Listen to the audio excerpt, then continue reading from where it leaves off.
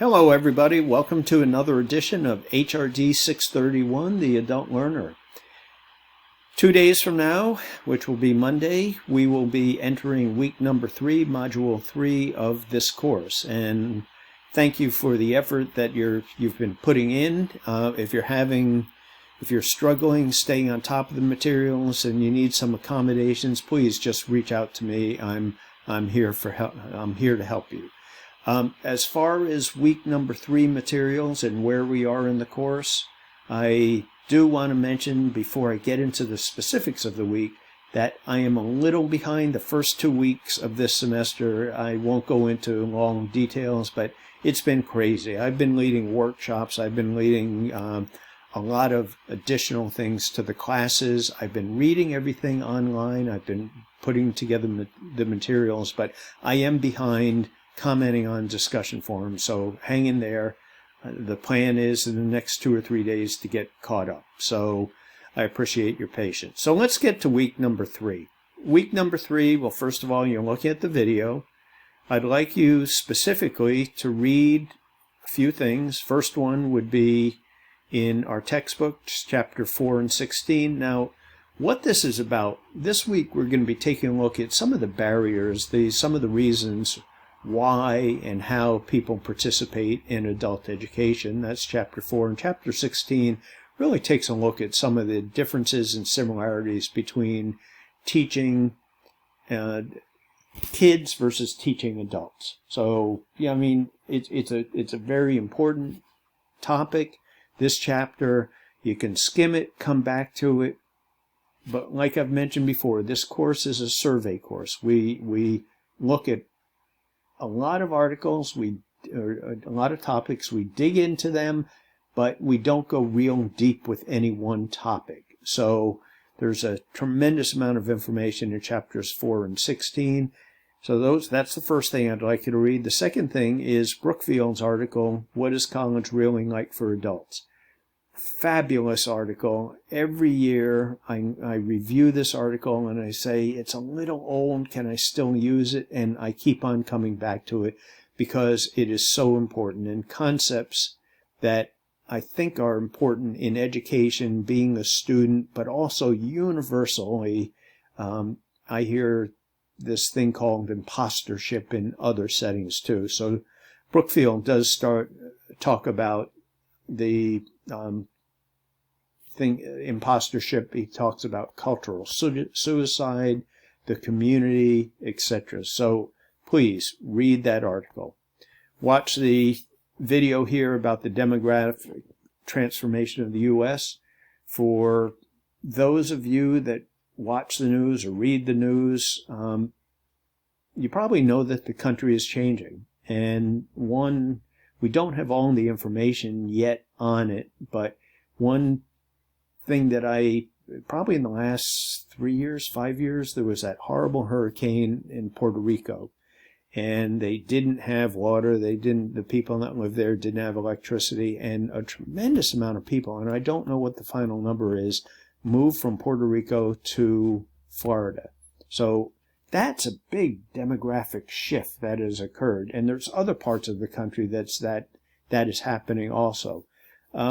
There's also changes going on caused by COVID, but this video really gets at what is happening in our country. Once again, it's a little, the quality isn't the best.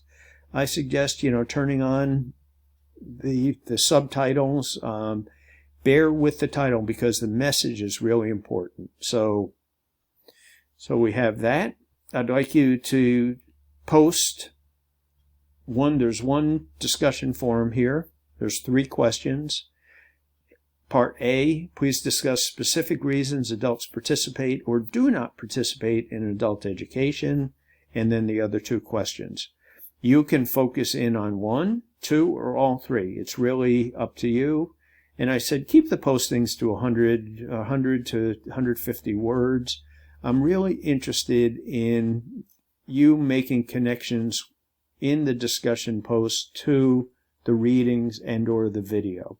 So, and I also say start focusing in on the exploration project. If you have any ideas on it, you're thinking about a certain topic, shoot it to me, and I'll certainly give you some feedback. So here's the introduction. I'll just click on that to show you what's in here. Gives you an overview of Chapter 4, 16 in Brookfield's article. Then we go back. The objectives for the week, activities for the week, meaning, what do I want you to do? Here it is. Here's all the information. Some of this is repeated, but I try to make sure everybody knows exactly what it is that they are supposed to be doing for the week. So there's the materials, activities, video, and all of this is up there too. Read chapters. This just rehashes the things that I'd like you to read. So let me just come in here. Chapters 4 and 13. This is what I was just showing you before. Here's the link to Brookfield's article. It's embedded in the material, so you don't have to go out to the electronic reserves and get it unless you really want to, but it's right here for your use. Advanced Organizer for week number 4, and I'll once again click on that. And so this week we're looking at barriers and opportunities and who participates, and also the demographics of the country and who participates. Next week we kind of change into, we build upon the first 3 weeks, but next week we're going to be looking at traditional learning theories. I know we have some people with formal education backgrounds, and or some people have master's degrees in K-12 education. These probably won't be these traditional learning theories will not be new to you, but I think the vast majority of the class, you may have learned some about these traditional learning theories without learning much detail. So next week we take a look at traditional learning theories, which provide the underpinnings to components of adult learning theories. And in week number 5, we'll be looking at specifically adult learning theories. So that is it for the week. Let me go back to the page. Now I'm back into the materials page. Everything, here's the discussion forum. I think it's self-explanatory. If you have any questions on the materials, something isn't working, a link isn't working, you can't see something, please let me know. I am here to help. So I hope you have a good weekend. Maybe some of you it's Saturday, close to 80 degrees. Maybe some people are hiking in the mountains or at the beach or watching a movie. Whatever. It's a beautiful summer weekend, and I hope you have a chance to get outside and enjoy it. So I'll see everybody online, and if I can help in any way, please let me know. Bye, everybody.